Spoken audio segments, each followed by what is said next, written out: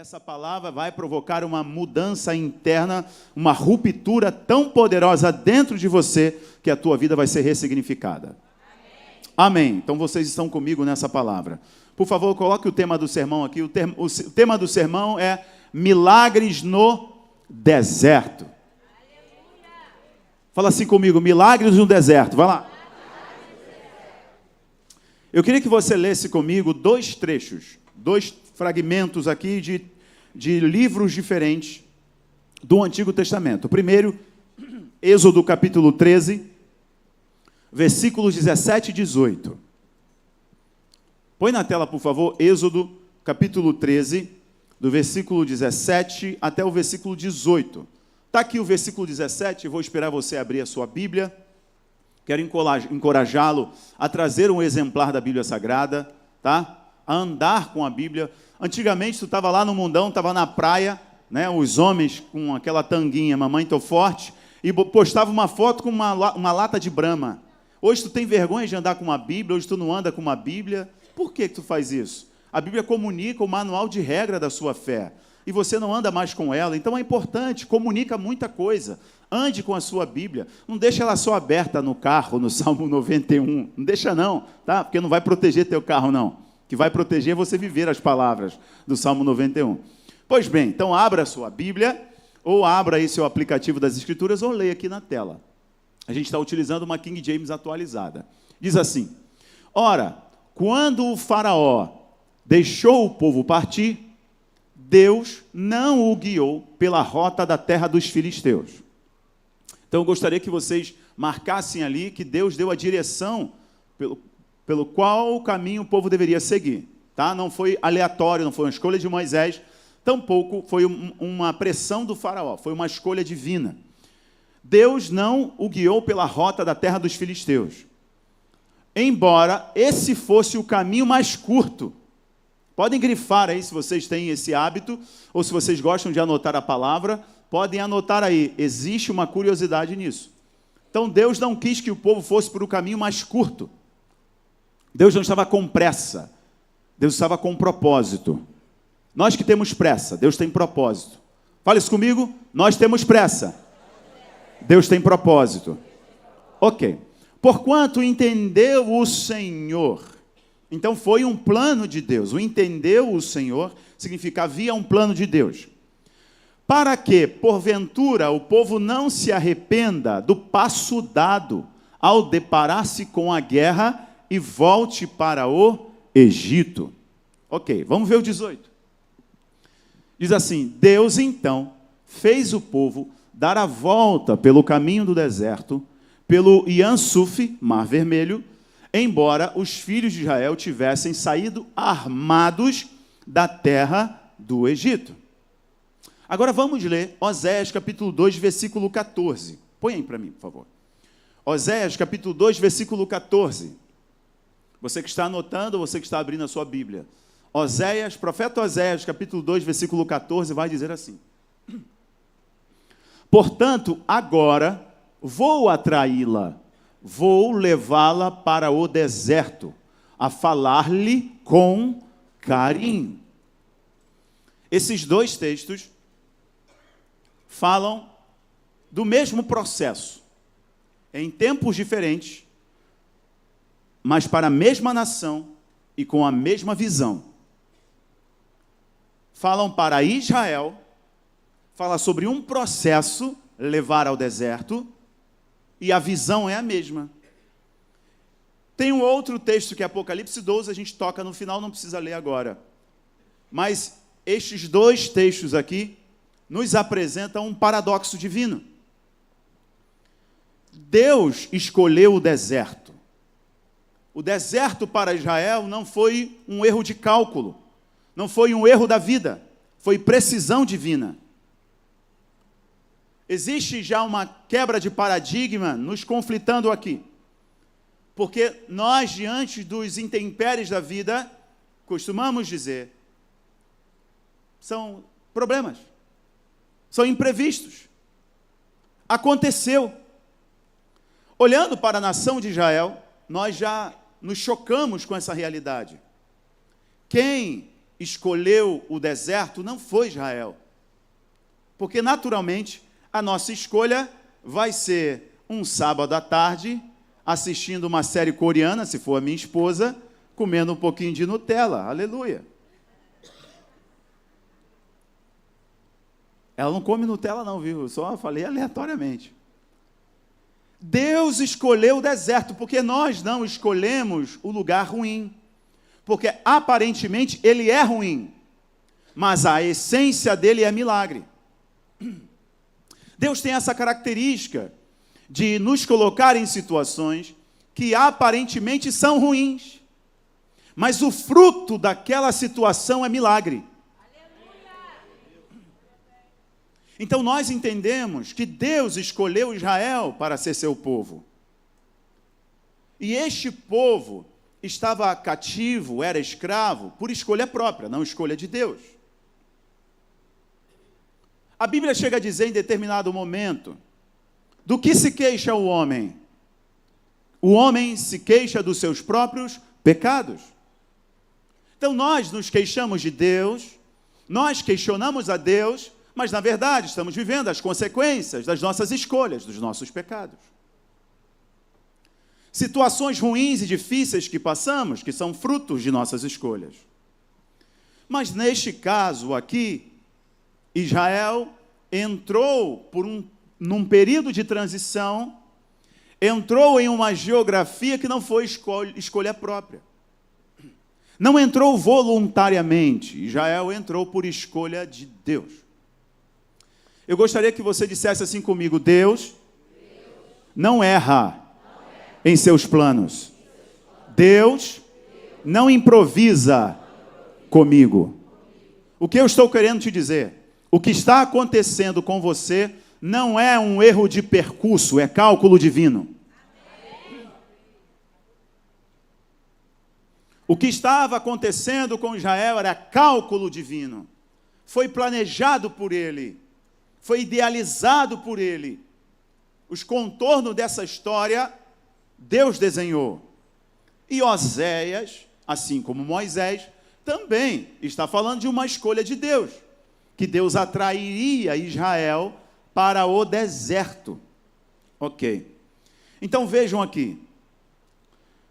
Israel não estava entrando no deserto por falta de poder, mas estava entrando por um propósito.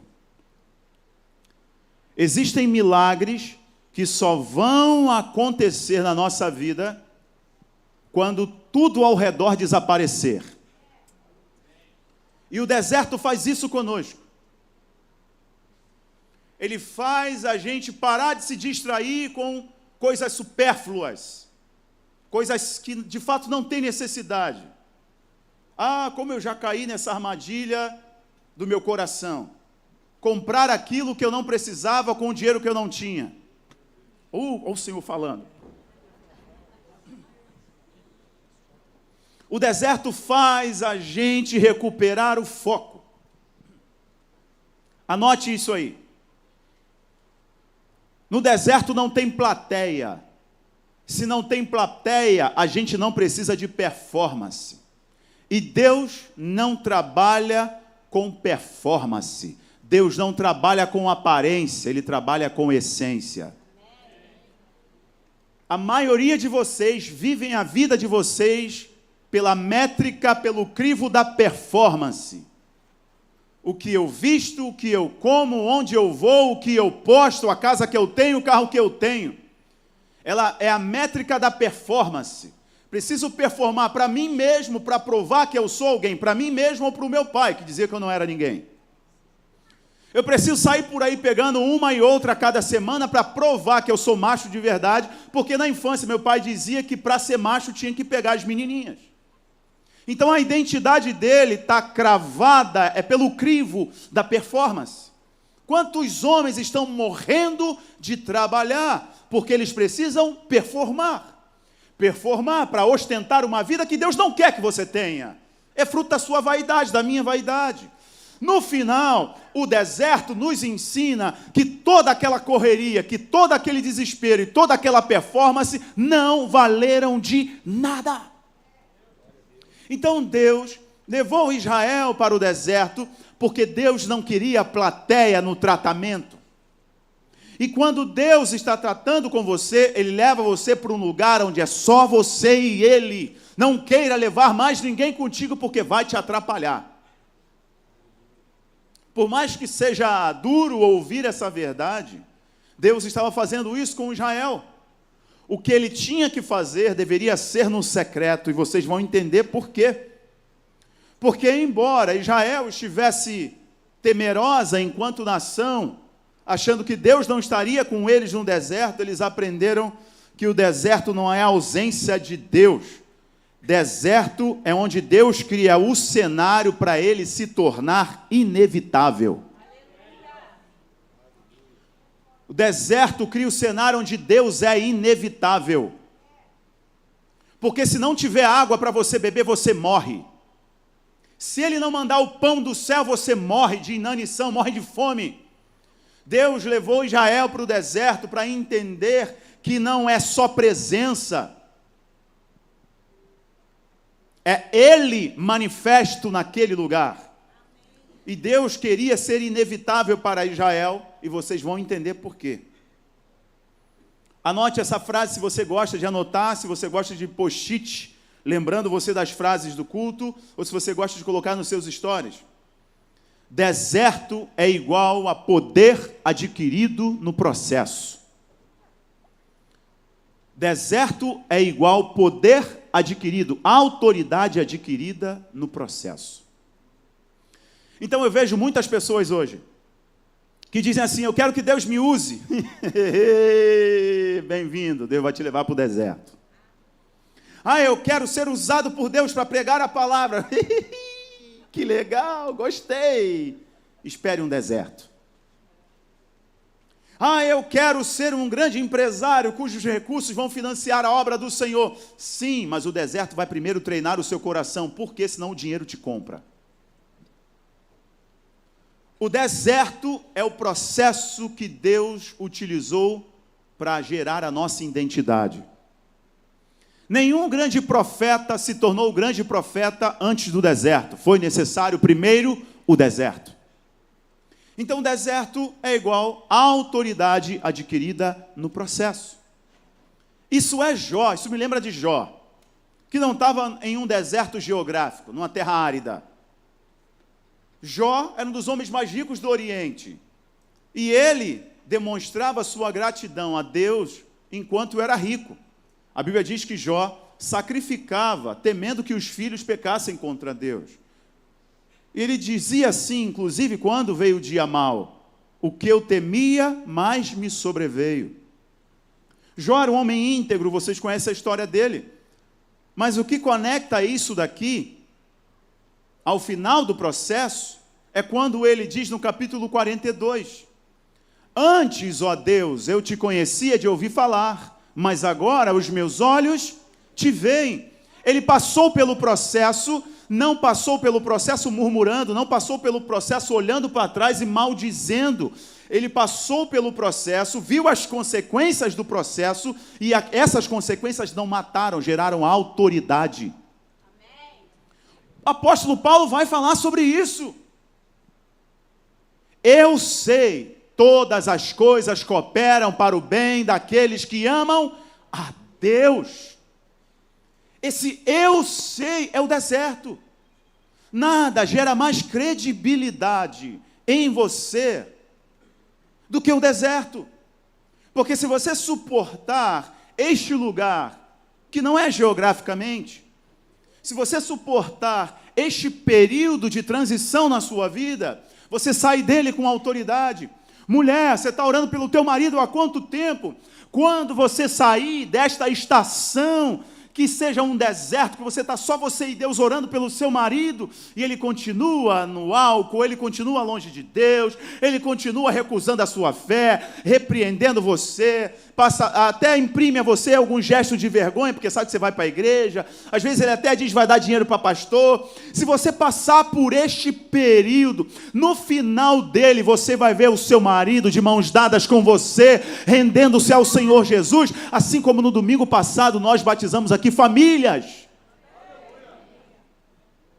Deserto é o processo que te dá autoridade. Deserto é o processo que te legitima. Vocês estão comigo? Digam amém, por favor. E existem milagres que acontecem neste período, nessa lacuna, nesse gap,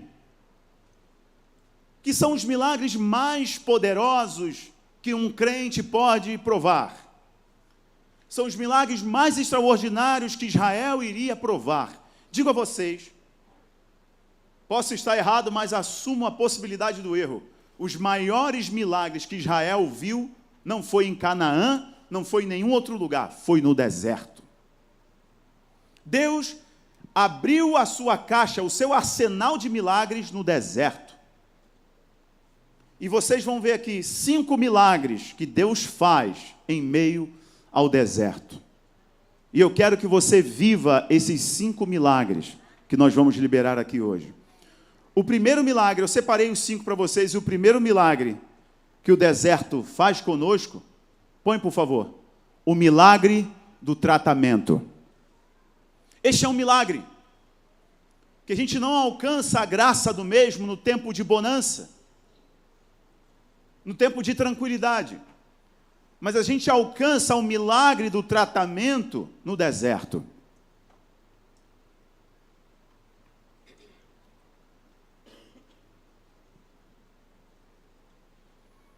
Deus escolheu levar Israel para o Egito primeiro, para que Israel vivesse o milagre do tratamento. Aquelas 2 milhões de pessoas, 3 milhões de pessoas que saíram do Egito, saíram como ex-escravos, saíram mudando de geografia, mas não mudaram a estação da alma. E antes de Deus chamá-los de sua noiva, como Osés vai falar lá na frente, Deus queria que eles deixassem de ser escravos. Então Deus decidiu levá-los para um ambiente onde pudesse tratá-los com tranquilidade. Vocês leram no versículo lá do capítulo de Êxodo, que Deus não deixou Israel pelo caminho dos filisteus, porque os filisteus estavam armados. Mas o problema aqui não é arma, porque o versículo 18, a parte B diz, Israel saiu com armas do Egito. Então o problema não eram as armas, o problema era a confiança e a identidade do povo de Israel. Não adianta você entrar em uma guerra sem saber quem você é em Deus. Você está fadado ao fracasso. Já citei alguns domingos para trás, cito novamente, lá no Arte da Guerra, Sun Tzu, ele diz, um exército que entra na guerra sem saber do seu poder já perdeu a batalha. Se você continuar lutando essa guerra sem saber quem você é em Deus e quem é Deus de fato para você, você está fadado a canseira e fracasso. Então o problema não é Israel ter quantitativo 3 milhões de pessoas, 2 milhões e meio. Vamos colocar que 1,5 milhão poderia portar uma arma. Um exército de 1,5 milhão de pessoas portando uma arma era um exército poderoso quantitativamente. Mas Deus não queria que Israel, saindo do Egito, lutasse uma guerra, porque a guerra iria distraí-los. E se tem distração, não tem tratamento. Para Deus tratar, a primeira coisa que Ele faz é isolar. Talvez você está aqui e está dizendo, por que meus amigos se afastaram? Para de reclamar, talvez seja Deus te separando para tratar algumas coisas contigo. Porque aquelas oportunidades que eu tinha com tanta frequência, eu não tenho mais agora. Para de reclamar e pergunte a Deus por que o Senhor quer fazer isso comigo. Destrave os meus olhos, desagrave os meus ouvidos, para ouvir aquilo que o Senhor quer, para onde o Senhor quer me levar. Porque certamente o Senhor quer tratar algo comigo. Escute uma coisa, Deus nunca esquece dos seus filhos, Ele esconde.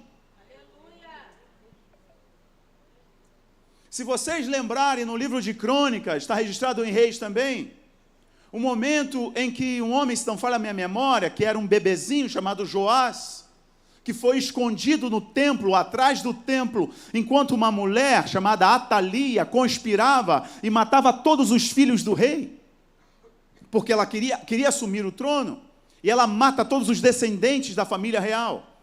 E um menininho, um bebezinho é escondido atrás do templo, 6 anos. Então, enquanto Atalia governava, o povo pensava, Deus esqueceu dos honestos, dos justos. Não, Deus não esqueceu, Deus escondeu. Diz a Bíblia que depois de 6 anos, um menino escondido, ele sai de trás do templo, lidera um exército juntamente com outros homens fiéis, derruba Atalia e passa a reinar. Nós somos desafiados a murmurar contra Deus, achando que Deus nos esqueceu. Não, Ele nos escondeu para tratar de algumas questões que só o secreto pode tratar. Se Deus está te levando para o secreto, é porque Ele quer revelar a você o que no público não pode ser dito, não pode ser visto, não pode ser recebido. Se Deus está chamando você para uma estação de secreto, pare de fugir com medo de sua vida sair do seu controle. Que bom que sua vida saia das suas mãos e do seu controle e passe a estar 100% nas mãos do Criador. Quando a gente perde o controle da nossa vida e este controle está 100% nas mãos do Senhor, e aí que muda de homem para filho, de criatura para servo, filho de Deus. Então Deus isola Israel, porque Ele queria destruir aquilo que o Egito construiu. O Egito construiu uma pirâmide na alma de Israel, na cabeça de Israel. Isso precisava ser desfeito. E se eles fossem para uma guerra, eles estariam distraídos com a força do seu braço. Ora, se eu posso conquistar com a força do meu braço, por que eu preciso de Deus? Esta é a cilada que muitos entram. Se eu posso comprar o que eu quero, se eu posso morar onde eu quero, se eu posso viajar para onde eu quero, por que eu preciso de Deus? Pobre, miserável homem você é. Tudo que você tem é o dinheiro. Uma hora ele se acaba. Eu já orei por alguns que estavam no leito da morte, apesar dos milhões que tinham na conta, eles só queriam ter mais um fôlego de vida. Nós sabemos de uma coisa: quando Deus nos leva para este lugar, é porque Ele quer gerar uma nova mentalidade em nós. Nova mentalidade. Por isso que Ele não queria que Israel se orgulhasse de possuir espada, de lutar contra os filisteus. E tem um outro fator que o próprio texto responde. O próprio povo, apesar das armas que possuíam, vendo um exército inimigo na terra dos filisteus, poderia ficar com medo e retroceder. Então, por isso, Deus leva o povo onde não há apoio humano, leva o povo onde não há sistema, leva o povo onde não há estrutura. E depois disso, Deus começa a fazer 3 coisas. Deus desmonta a dependência visível. O povo era muito dependente do visual. Deus desmonta isso. Porque Deus é espírito. Deus não pode ser visto, mas Ele pode ser sentido, Ele pode ser percebido. Hoje eu vejo Deus, quando eu olho para você cheio do Espírito dEle. Israel precisava conhecer um Deus que, a despeito dos deuses do Egito, poderiam ser vistos. Deus não poderia ser visto, mas Deus seria notado. Seria inevitável Deus na coluna de fogo, na coluna de nuvem, no maná, na água que jorrava da rocha. Então Deus levou Israel para o deserto para 3 coisas. Anote se vocês desejam. Desmontar a dependência visível, desmontar a sensação falsa de segurança. 3, destruir, desmontar o orgulho de Israel. Tem gente que acha que é mais fácil o rico ser orgulhoso. Eu acho que é muito mais fácil o pobre ser orgulhoso. E como eu vejo pobre e orgulhoso? Como eu vejo escravo, dependente de vícios, orgulhosos? É muito mais fácil aquele que conhece a Deus ser quebrantado. Porque para conhecer a Deus, ele tem que se humilhar. Israel saiu do Egito, mas ainda se orgulhava de comer pepino e cebola. Volta e meia, eles iam para Moisés e falavam assim, pelo menos lá no Egito a gente tinha comida. Sabe qual era a comida? Pepino e cebola. O orgulho faz isso com uma pessoa. Ela está comendo pepino e cebola, está rotando caviar para você, Marcelo. Mas Deus sabe que está comendo pepino e cebola. E Deus levou Israel para amassá-los por dentro. Amassar por dentro. Irmão, se Deus não me amassar por dentro, eu não posso chegar na estatura que Ele quer para mim. Se Ele não te amassar por dentro, você não chega na estatura que Ele quer para você. Sabe por quê? A nossa referência não é homem na terra, é Cristo.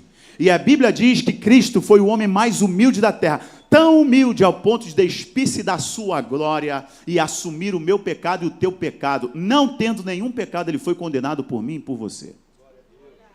Então Deus leva Israel para destruir a dependência visível, para destruir a falsa sensação de segurança e para destruir o orgulho de Israel. Mesmo sendo escravos, eles eram orgulhosos.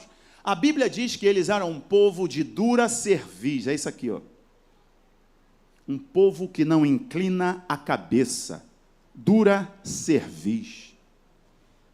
Como pode ver tantos milagres, pragas, água virando sangue, rã, e todas aquelas pragas eram os deuses do Egito, vendo Deus humilhar os deuses do Egito, e ainda assim este povo não conseguir inclinar-se diante de Deus. É um povo de dura cerviz, orgulho. Então Deus precisava quebrar este orgulho de Israel. Agora vamos ver um outro detalhe aqui importante. Deuteronômio capítulo 8, versículo 2 e versículo 3, eu acho que está aqui na tela. Lê esse texto aqui comigo. Deuteronômio, capítulo 8, versículo 2, versículos 2 e 3. Traze sempre viva em tua memória a maneira como Yahvé, o teu Deus, te conduziu por todo o caminho no deserto. Durante esses 40 anos, está falando do povo de Israel que saiu do Egito, para te tornar o quê? O quê? Então, o texto de Deuteronômio está confirmando o que eu estou dizendo para vocês. Deus levou Israel, não foi aleatório, foi uma escolha divina, porque Deus queria quebrar o orgulho de Israel. Para te tornar humilde, provar-te, era Deus que estava provando eles. Não era Faraó, não era desejo deles mesmos, era Deus que estava os provando. A fim de que exteriorizasses todas as suas intenções do teu coração. Deus levou Israel para que o coração contaminado aflorasse. Jesus traduziu isso para a gente no Novo Testamento. Ele disse assim, a boca só pode falar o que está cheio, o coração. Então Deus levou Israel para que saísse do coração de Israel tudo que estava ali contaminando. E Deus levou eles para ali para isso, para que o coração se expusesse. Olha aqui, ó. Se estavas decididos a obedecer a seus mandamentos ou não. Deus levou Israel para ali para saber se Israel de fato estava disposto a se tornar um povo. Porque se você é povo de Deus, essa marca é que você obedece a Deus. 2 Crônicas 7,14 vai dizer, e se o meu povo, que se chama pelo meu nome, se humilhar e orar, se arrepender dos seus maus caminhos, buscar a minha face, então eu ouvirei dos céus, perdoarei os seus pecados, sararei a sua terra. Se o meu povo. Quantas pessoas dizem que não, eu sou povo de Deus. Eu sou crente. Sou crente caliente, do fuego. Mas você vai ver a vida dela. Me desculpe essa confrontação, mas se Deus confrontou Israel, eu sou pastor de vocês, não vou confrontá-los. Deus levou Israel para confrontar o coração deles.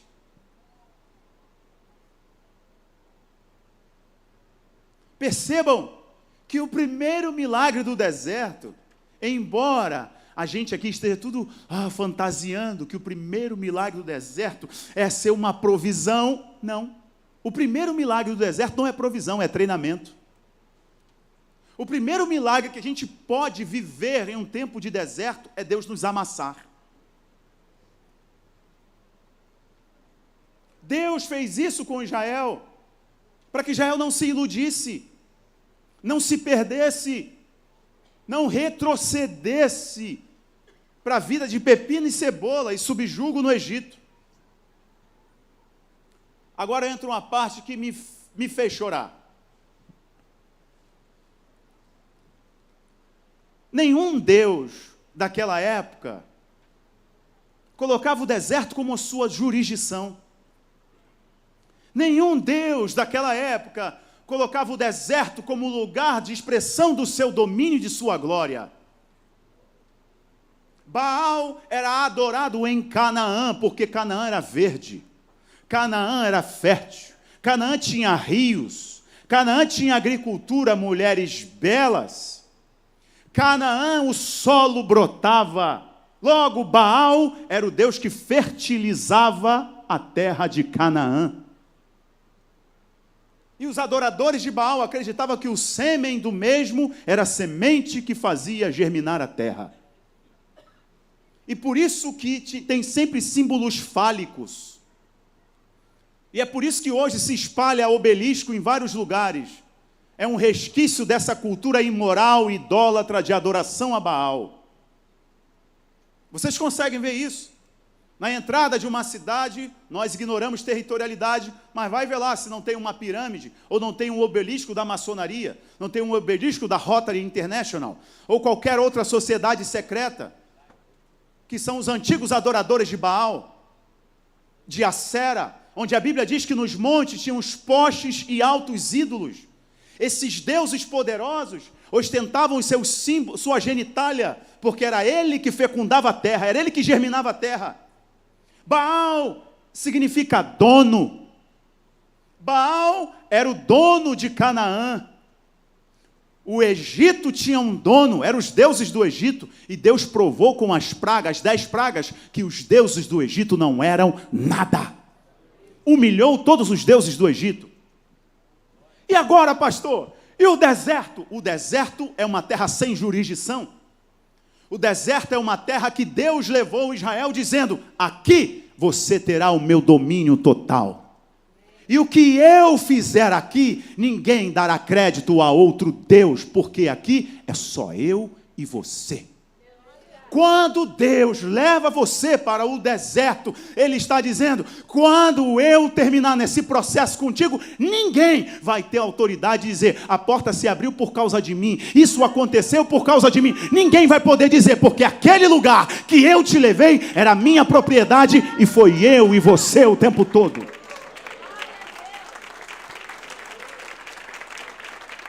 Oh, meus irmãos, como o conhecimento da palavra me abala. Porque quando eu li isso, eu lembrei do período da pandemia, e vocês sabem que eu gosto de contar uns causos, eu gosto de contar história. Eu lembrei do período da pandemia, e isso foi o que eu vivi. E eu preciso fazer vocês terem uma referência aqui perto de vocês. Eu lembro que a nossa empresa de confecção de camisas faliu, quebrou. Eu não tinha mais agenda, não tinha mais onde viajar, não tinha mais onde vender meus livros, meus CDs. Eu tinha aberto mão de mestrado, concurso público, aberto mão de tudo pela obra de Deus. E rodei muitas igrejas lindas, grandes, boas pessoas, bons ministros. E quantos batiam no meu ombro e diziam, tu é um homem de Deus, eu estou contigo, o que você precisar, conta comigo. E veio a pandemia, meu canal era pequenininho, 15 mil inscritos. Até colchão a gente já tinha vendido. Eu tinha vendido meu carro para pagar o aluguel, eu tinha vendido colchão para comprar comida. Quase ninguém sabe disso. Ô, famoso cantor Rafael Bittencourt. Que bobeira. Eu ia dormir quase todos os dias, 6 da manhã, quase entrando em depressão. Porque não estava vendo uma solução. Mari tentando se virar do jeito dela, eu tentando me virar do meu jeito, e já era. Fechou. Fechou a porta. O que eu fui fazer? Eu fui aos amigos, eu fui às referências. Deus te leva ao deserto para você mudar a referência visual. E eu fui até aqueles que eu via, que diziam que eu era uma bênção. Que eu tinha ido na igreja, tinha ido no congresso, no seminário, no aniversário da igreja. Famosos. E eu dizia para eles no WhatsApp: meu amigo, por favor, faça uma live comigo. Meu canal é muito pequeno, só tem 15 mil inscritos. E não vai ter agenda, eu sei que não vai ter agenda. Eu quero crescer meu canal, você consegue me ajudar? Só faz uma live comigo, não precisa de nada disso. Ele ouvia a mensagem, colocava ok, mas nunca me dizia quando podia fazer. 1, 2, 3, 4, vários. Até que chegou uma hora que eu estava no escritório orando e chorando. E o Senhor falou comigo, e tem umas vezes, Léo, que Deus fala na nossa cara, e que bom que Ele fala na nossa cara. Porque Deus, quando fala conosco, Ele não tem medo de quebrar o vaso, porque Ele tem a mão perfeita para refazer. E Deus falou comigo ali naquele escritório, e foi tão bonito, que Ele falou assim comigo: você ainda está colocando o homem como tua referência. Não foram eles que fecharam a porta, fui eu. Irmãos, é duro quando você está pedindo ajuda e Deus está dizendo: eu não quero que os outros te ajudem. Deus me levou para este lugar porque aquilo que Ele iria fazer, ninguém poderia dizer: pastor Rafael tem 1 milhão de inscritos porque eu ajudei. Ninguém. Foi Ele me amassando, eu e minha esposa, no secreto. Eu não posso nem contar as histórias que nós vivemos para vocês. Eu e ela, Ele nos amassando no secreto. Meu irmão, quando Ele te chamar para este ambiente que você acha, o que tem aqui? Não tem nada aqui. Você está dizendo, não tem domínio, não tem governo. Fique tranquilo, o deserto é onde Ele tem jurisdição. É onde Ele tem autoridade. E o que Ele faz ali, ninguém vai poder dizer: aconteceu por causa de mim. Não, foi a mão de Deus.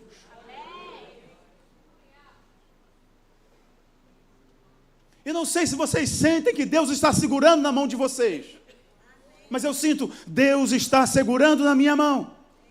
E apesar da resistência que eu faço, igual um filho desobediente, às vezes que tu tem que dar um salavanco, Deus às vezes faz isso comigo.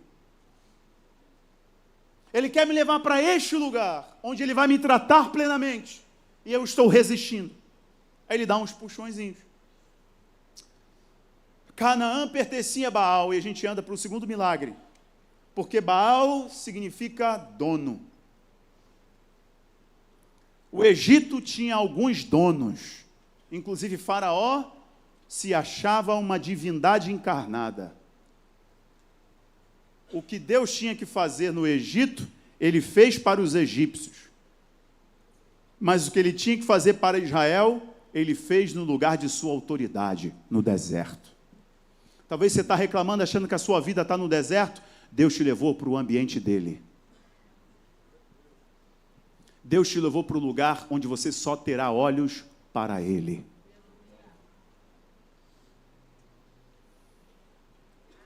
Vamos seguir. No deserto, Deus acaba com o milagre de cooperação. O que é o milagre de cooperação, pastor Rafa? Milagre de cooperação é enquanto você anda, Deus vai fazendo. Milagre de cooperação é você estar estudando para um concurso, é quase que impossível você passar, mas você está estudando, você está fazendo a sua parte. E aí Deus vai lá e entra com o milagre. Milagre de cooperação é o povo portando uma tocha, um cântaro, quebrando a tocha e o cântaro, e os inimigos se matam sozinhos, mas você portou a tocha e o cântaro. Milagre de cooperação é: existe uma cidade que vocês precisam passar junto com Josué, na liderança de Josué. Essa cidade é uma muralha, cercada por uma muralha, se chama Jericó. Eu tenho poder, com o sopro da minha boca, derrubar essas muralhas, mas eu quero que você coopere comigo. Seja um milagre de coparticipação. Como assim, pastor? Vocês vão rodar na muralha, em torno da muralha. Vem com Josué lutar em Jericó, Jericó. Roda aí, vai, roda. No último dia vocês vão rodar 7 vezes, e na hora certa, no som da trombeta, então tem roda, tem movimento, tem trombeta, tem espada e tem grito. E neste momento, a muralha... Deus poderia fazer? Claro que Ele poderia fazer. Mas isso Ele estava ensinando o povo. Enquanto eles se movimentam, enquanto eles obedecem, Deus opera o milagre. Mas o deserto não é assim. O deserto, ele trata a gente de tal maneira onde a provisão, ela não é cooperação. A provisão é intervenção. No deserto, não tem cooperação, Batata. No deserto, se Deus não mandasse a água, Israel morreria de sede.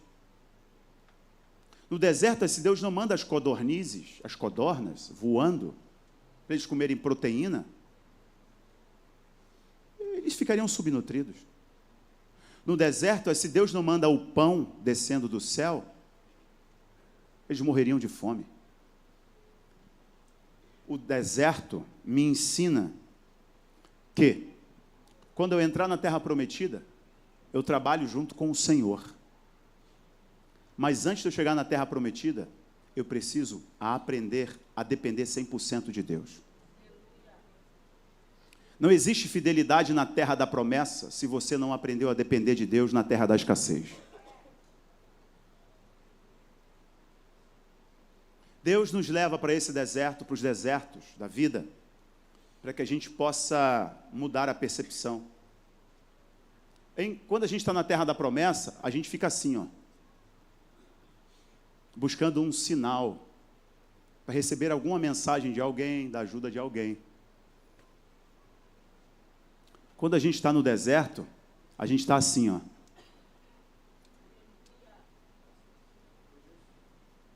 Se ele não der o hoje, eu não estou vivo amanhã. Se eu não buscar ele hoje, eu não estou vivo amanhã. Se eu não ouvi-lo hoje, eu não estou vivo amanhã. Se eu não depender dele hoje, eu não estou vivo amanhã. O deserto, ele nos ensina isso. Eu vou andar. Segundo milagre. Depois que entendemos o milagre do tratamento, que Deus tinha que tratar esse povo no nível da alma, e Jesus fez isso o tempo todo. Ele tratou o Zaqueu no nível da alma, ele tratou a mulher do fluxo de sangue no nível da alma, ele tratou a mulher samaritana no nível da alma, ele tratou o povo saindo do Egito no nível da alma. Tratamento interior. Agora vem um segundo milagre. É o milagre da revelação. O segundo milagre que o deserto nos proporciona é o milagre da revelação. No deserto, Deus fala diferente. As minhas melhores músicas eu compus no deserto. Eu lembro que tem uma música, ela não fez muito sucesso, não, mas ela para mim é uma das mais bonitas que eu fiz. É uma música enquanto eu era músico integral da Apacentade de Nova Iguaçu, lá na Baixada. E eu estava, uma terça-feira, lá com os músicos, ensaiando ou fazendo alguma outra coisa que não recordo agora.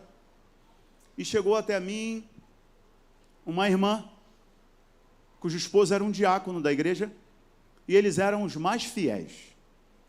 Chova ou faça sol, eles estavam lá antes de todo mundo e saíam depois de todo mundo. Abraçava todo mundo, beijava todo mundo, gente carinhosa. Sabe aquela pessoa que tu quer botar ela no bolso e levar contigo? Sabe, aquele cara sangue bom, como no Rio a gente fala? O sangue bom, era esse cara. E aí um dia chega ela sozinha à igreja, nessa terça-feira, e aí ela chega até a mim e começa a chorar.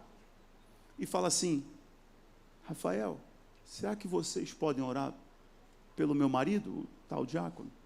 Por quê? Eu descobri hoje que ele está com um câncer terminal. Ele já sabia há muito tempo, mas ele nunca quis me dizer. Ele vinha para a igreja todo dia, Rafael. E o médico já tinha dito para ele que ele era terminal. Mas ele vem para a igreja todo dia. E eu lembrei dele abraçando todo mundo, beijando todo mundo. Ele olhava para todo mundo, as mulheres chamavam de princesa. Ele falava, princesa de Jesus. Os homens, ele batia. Sabe às vezes os tapão que eu dou nos homens aí nas costas? Ele era assim mesmo, batia na gente. E aí, campeão? E aquele cara era terminal. Quando aquela mulher me contou essa história, O Espírito Santo me fez enxergar o deserto que ela estava entrando agora. E aí eu peguei meu caderno, fui para uma salinha, eu peguei um papel, uma caneta, e Deus começou a me dizer algumas coisas. Foi assim, ó: em momentos de dor, que se vê o rei, heróis não podem morrer. Sou filho que não luta só, nem abatido na afronta. Estou mais perto de chegar, não vou recuar. Há um segredo em mim, ninguém poderá impedir. Sou filho que não luta só na afronta.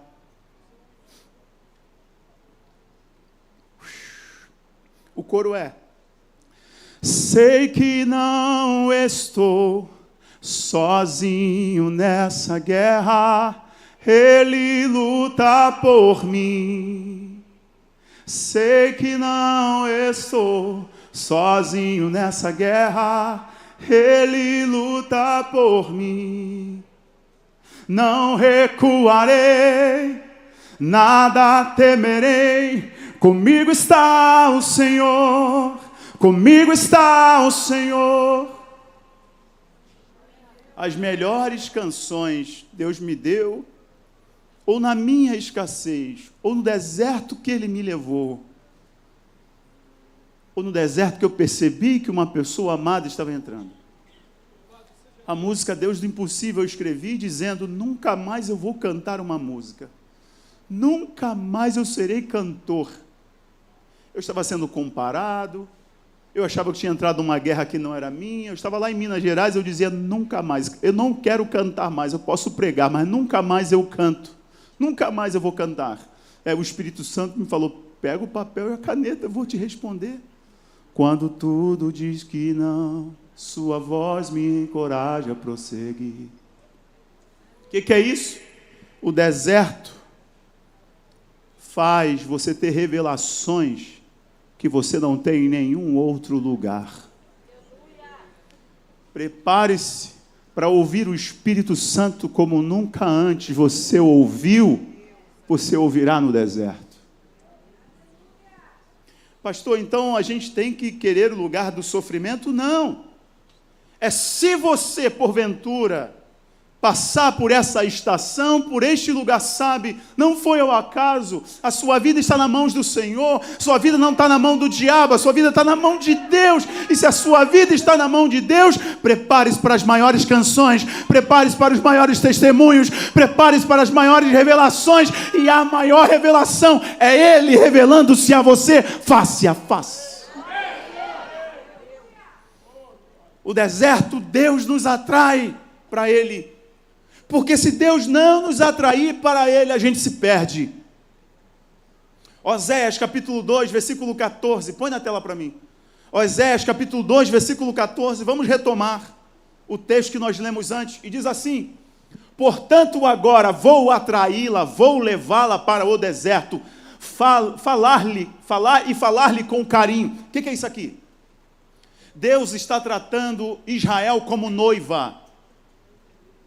Oséias foi o profeta que Deus mandou ele casar com uma prostituta, porque para simbolizar a nação de Israel, que era como uma prostituta, Deus a tratava como seu povo, sua noiva, e esta nação adorava Baal, e Baal significa meu dono.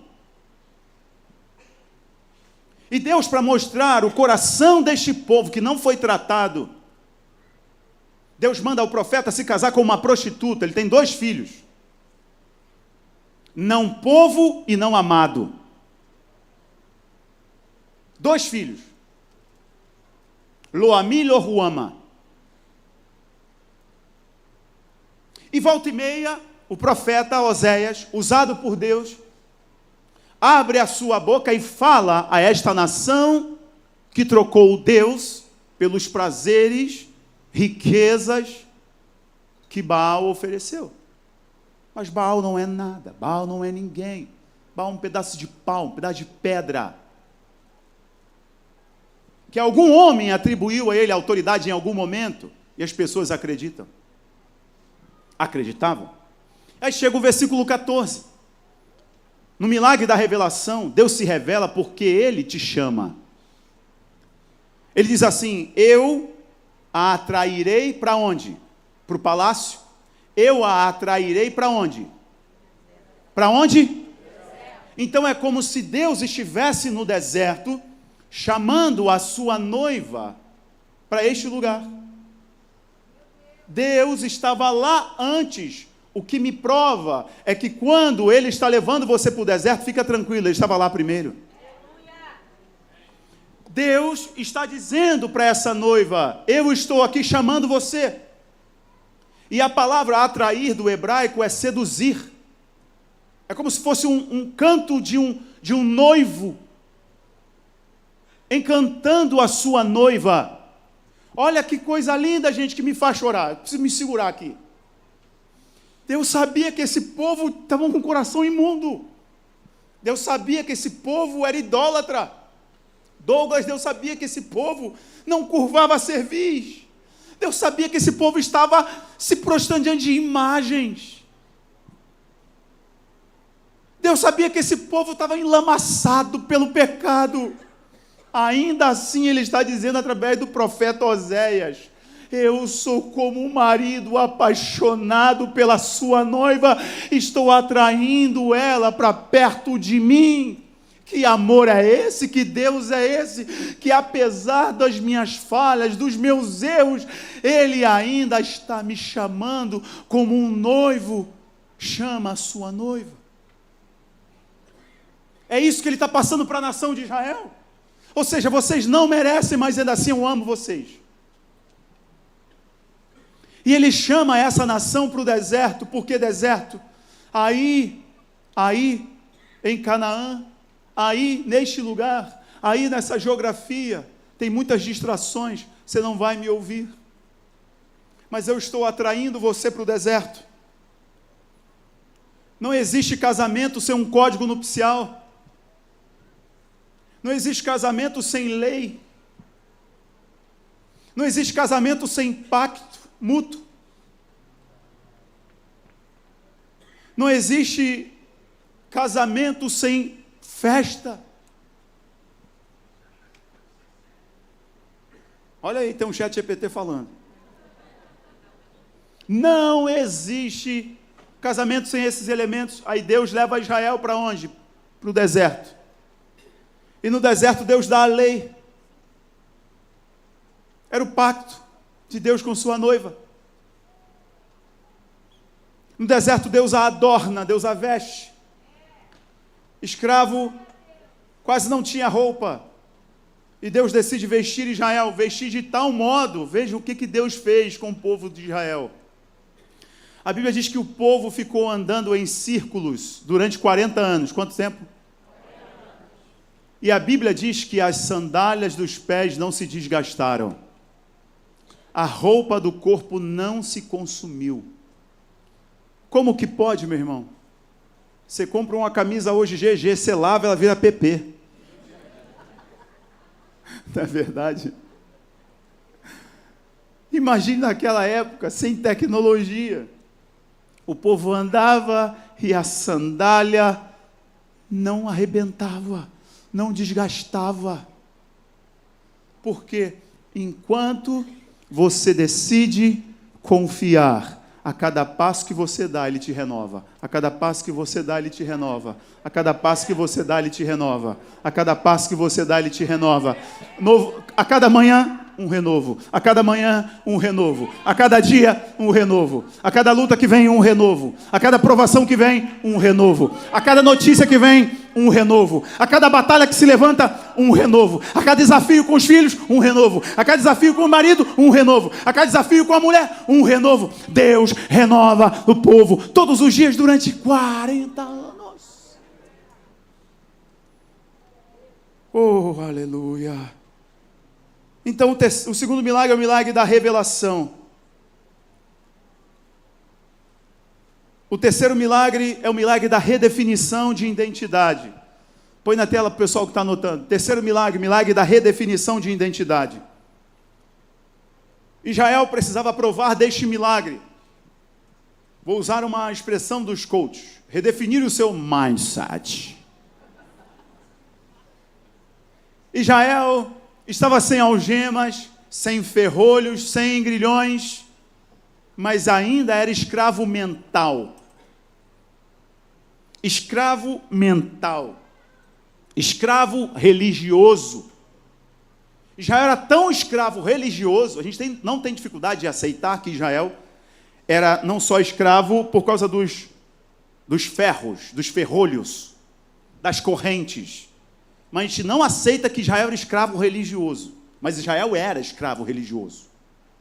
Porque quando Moisés, o líder, ficou ausente durante 40 dias, que ele estava no monte, recebendo os mandamentos, o que o povo fez? Fala para mim. O povo fez um bezerro de ouro, provando que a sua escravidão religiosa era tamanha que, na ausência daquele que representava a Deus, eles voltaram para o Egito na alma. Geograficamente no deserto, mas na alma estavam no Egito, adorando os deuses do Egito. Era um povo escravo religiosamente. E o que mais vejo hoje, perdoe-me, são crentes escravos da religião.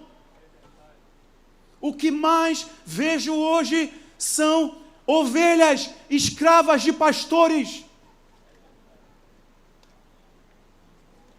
Não, o pastor é meu pai espiritual. Se eu não pedir autorização a ele para namorar, eu estou lascado, meu namoro vai ser uma desgraça. Não, para tomar qualquer decisão, eu preciso primeiro consultar o meu pai espiritual. Pai espiritual, uma ova. Isso é escravidão religiosa. Porque se a cruz não for tão poderosa para tornar vocês livres, não há guru, não há pastor, não há presbítero, não há padre, não há quem for que fará vocês livres. Não há. Não há. Jesus disse: se o Filho do Homem vos libertar, verdadeiramente sereis livres.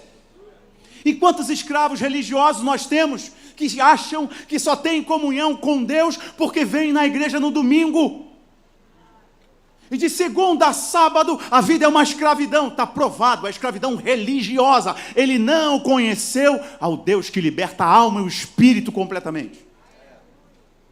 Israel foi livre geograficamente, mas era escravo, mesmo sendo livre geograficamente. Então Deus precisava dar a eles este milagre, e este milagre é o mais difícil. Digo para vocês, é mais fácil Deus abrir o mar do que libertar a mente de Israel. É mais fácil Deus abrir o mar aqui, ó, a Praia da Macumba no meio, do que às vezes fazer você acreditar que Ele te ama. Por quê? Ele te ama, morreu por você. No primeiro problema, tu duvida do amor dele e sai da casa dele. É mais fácil para ele falar, desça o maná do céu, do que fazer Israel se render voluntariamente a ele em amor. Este é o milagre mais difícil. Porém, quando este milagre acontece, a sua mente muda. Sai uma mente adâmica, cheia de gatilhos, e entra a mente de Cristo. Rogo-vos, pois, irmãos, pelas misericórdias do Senhor, que apresentei os vossos corpos como sacrifício vivo, santo e agradável a Deus, e não vos conformeis com este mundo, mas transformai-vos pela renovação da vossa mente. Paulo está nos ensinando a provar da bondade, da misericórdia, da glória, da mente de Cristo. E isso não vem com escravidão religiosa, com campanha do sal. Isso não vem com campanha do sabonete. Isso não vem entregando as primícias na mão do profeta. Isso vem no deserto com Deus, onde Ele esmaga a mentalidade antiga e nos dá a mente de filho. Por favor, diga amém aí, em nome de Jesus. No deserto ocorre a redefinição da identidade. Isso foi o mais difícil. Porque se este povo não aceitasse essa redefinição da mente, eles nunca entrariam na terra. E está provado, eles não viveram este milagre. Isso me assusta, porque corre o risco de eu passar todos os domingos aqui com vocês cantando e pregando. E num grande dia Jesus olhar para mim e falar assim: afasta-te de mim, porque eu nunca te conheci. É porque eu provei dos outros milagres, mas a minha identidade não foi redefinida à semelhança da identidade de filho de Cristo. Porque eu experimentei mais da religião, do ativismo religioso, do que ser mudado por Deus completamente. Este povo dessa história morreu no deserto. Os filhos entraram na terra prometida, eles não. Por que eles não entraram? A identidade ainda era de escravo. A identidade ainda era de um povo que não reconhecia um pai. Deus precisava mexer em muitas coisas. Muitas coisas. Deus precisava mexer nas leis. Deus mexeu nas leis. As leis do Egito não poderiam governá-los. Aí Deus criou outras leis. Veja como Deus é pai e Ele é didático. Deus deu as leis. Não matarás. Não roubarás. Não vai cobiçar a mulher do teu próximo. Tudo isso se refere ao caráter de Deus. Não matarás porque Deus é fonte da vida. Não cobice a mulher do teu próximo porque Deus é fiel. Tudo tem a ver. Então olhe para Deus. Então Deus precisava dar outras leis para este povo. Deus deu. Só que o povo não queria a lei. Tanto que quando Moisés desce com as tábuas, eles estão adorando a outro Deus. O que Moisés faz? Quebra. Dizendo, a mente deste povo está rejeitando um novo código. Deus precisava mexer na cultura deste povo. 400, 500 anos de escravidão, a cultura deles agora já é uma cultura miscigenada, misturada. Miscigenada tem a ver mais com raça, mas é uma cultura misturada.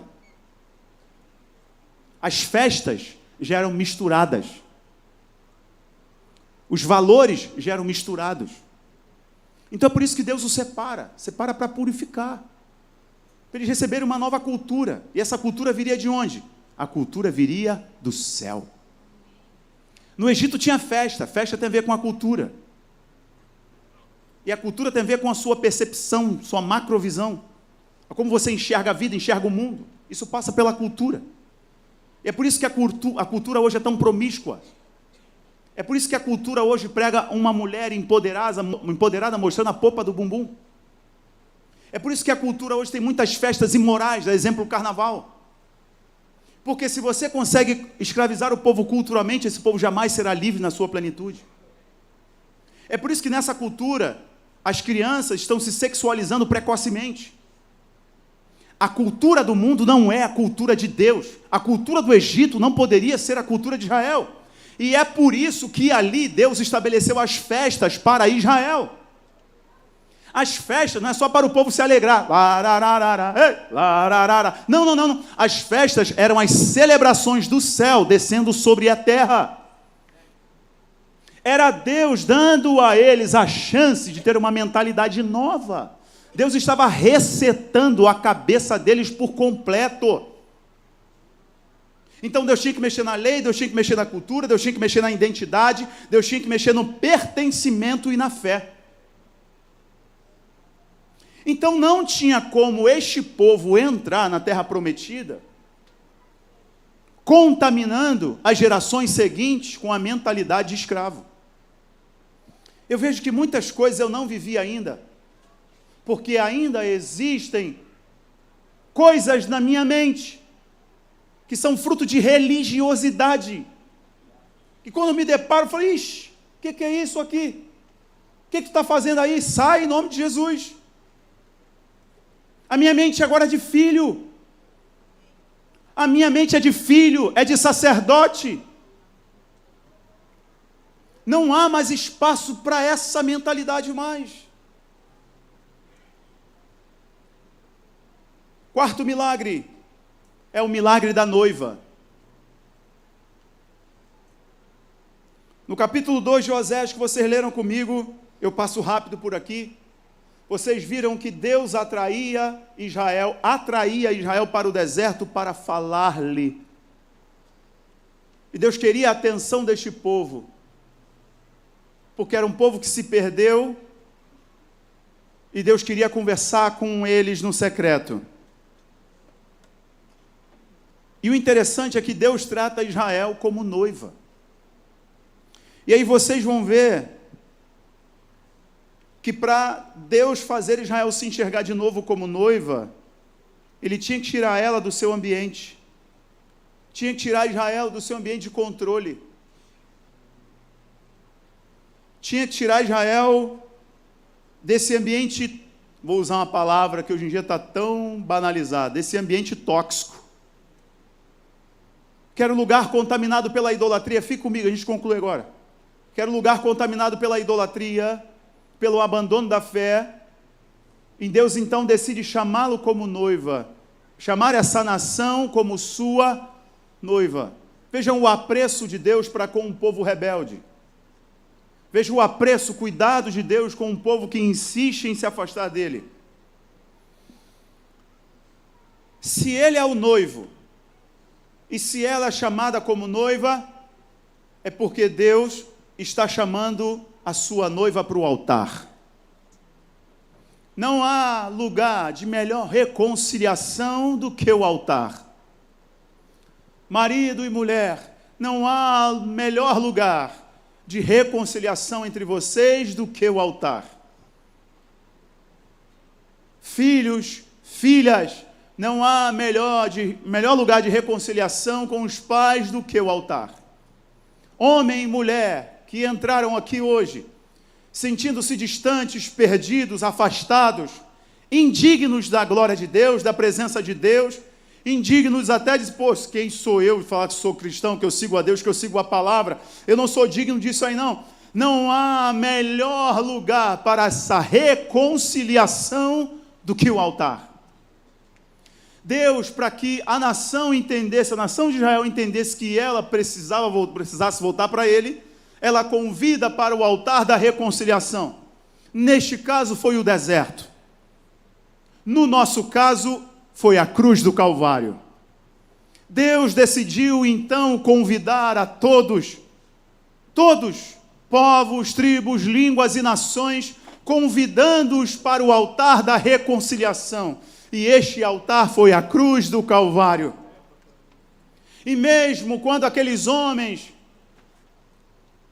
imprimindo dor ao Senhor Jesus, ele diz: Pai, perdoa porque eles não sabem o que fazem. E naquele momento final, ele diz: está consumado, está pago. Gente, isso é linguagem sacrificial. Na cruz do Calvário, quando Jesus diz está pago, está consumado, isso é linguagem de sacerdote apresentando o sacrifício ao seu Deus, à sua divindade. Seja ele grego, seja ele hebreu, seja ele de qualquer lugar. Está consumado, tetelestai, quando Jesus diz na cruz do Calvário, ali é linguagem não de cruz, ali não é linguagem de dor, ali não é linguagem de vergonha, ali não é linguagem de humilhação, ali é linguagem de altar. Então Jesus, quando diz está consumado, e todo aquele que levanta a sua mão e diz eu aceito a Jesus, ele está sendo atraído para este deserto, diante deste altar, está se reconciliando com Deus. Deus chama o povo de Israel para o altar da reconciliação, assim como Ele chama a nossa vida para o altar da reconciliação. O último altar, e a gente fecha, é o altar da preservação profética. Eu não poderia terminar esse sermão sem citar este fato. Apocalipse capítulo 12, João tem uma visão, e nesta visão, ele apresenta uma mulher vestida do sol, posicionada-se sobre a lua, e esta mulher está grávida, e ela é perseguida pelo dragão, que é o diabo. O diabo faz de tudo para matar a mulher. A mulher é um símbolo de Israel e o símbolo da igreja de Cristo. A Bíblia diz que no último período, 3 anos e meio, esta mulher é escondida por Deus, é abrigada por Deus. Onde? Deus leva essa mulher para ela fugir da perseguição mundial, para ela fugir da perseguição do anticristo, para ela poder fugir da opressão global. Deus leva então essa mulher para o deserto. No começo desse povo, Israel, no final de tudo deste povo, e nós, que hoje somos povo de Deus por adoção, nós sabemos que nos 3 anos finais, no período da grande tribulação, o anticristo vai se levantar contra todos aqueles que não receberam a marca da besta, todos aqueles que não marcaram o seu corpo, e aqueles que marcaram o seu povo estão dizendo: eu sou propriedade do anticristo. Assim como na Babilônia, assim como em Canaã, os adoradores de Baal marcavam o seu corpo, dizendo que eram propriedades de Baal, e Deus leva o povo para o deserto, que não tinha jurisdição, era o lugar onde Deus dominava, para poder mudar a mentalidade, mudar a cultura, transformar este povo. Vocês viram comigo? Na grande tribulação, o anticristo vai perseguir todos aqueles que não têm cravado na mão direita ou na testa o 666. Isso significa propriedade. Por que nós recusaremos o sistema do anticristo? Porque a nossa cultura não é do mundo, a nossa cultura é do céu. Porque nós rejeitaremos o sistema do anticristo? Porque ele já nos sustentou no deserto. Logo, nós não precisaremos comprar e vender por causa de uma marca, porque no deserto Deus se tornou a nossa subsistência. E nesse último período da história da humanidade, antes da volta de Jesus, o anticristo vai exigir sua propriedade sobre a humanidade. Se Cristo convida um povo que não era povo a se tornar seu povo e sua noiva, e ele como noivo, o anticristo marca as pessoas de forma violenta. E aqueles que recusarem a marca serão perseguidos. Aqui entra Deus mais uma vez dizendo: eu sempre tive um deserto para você.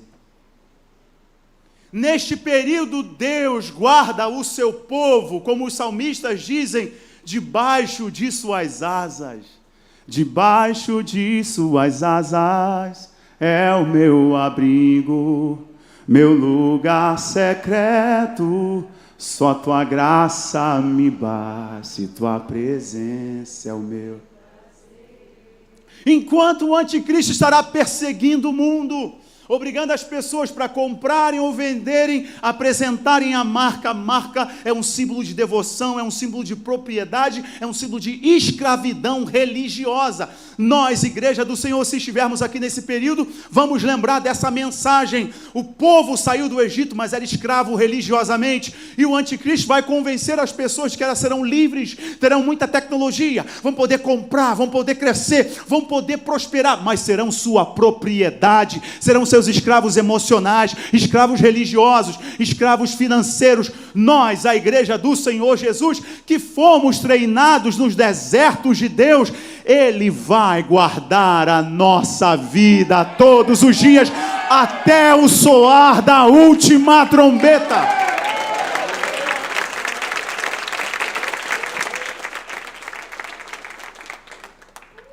Então estou dizendo a você, para a gente concluir esse sermão, que eu quero que você pense nele, assista depois, reflita sobre ele, estude sobre ele.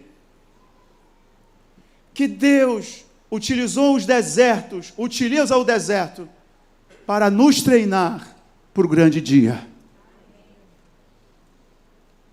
Talvez você entrou aqui passando por algum deserto, passando por alguma adversidade, passando por alguma luta, que você está intitulando como deserto. Eu quero te encorajar a olhar para essa situação da seguinte maneira: Deus está me levando para um lugar onde será só eu e Ele, porque Ele precisa tratar algumas áreas da minha vida.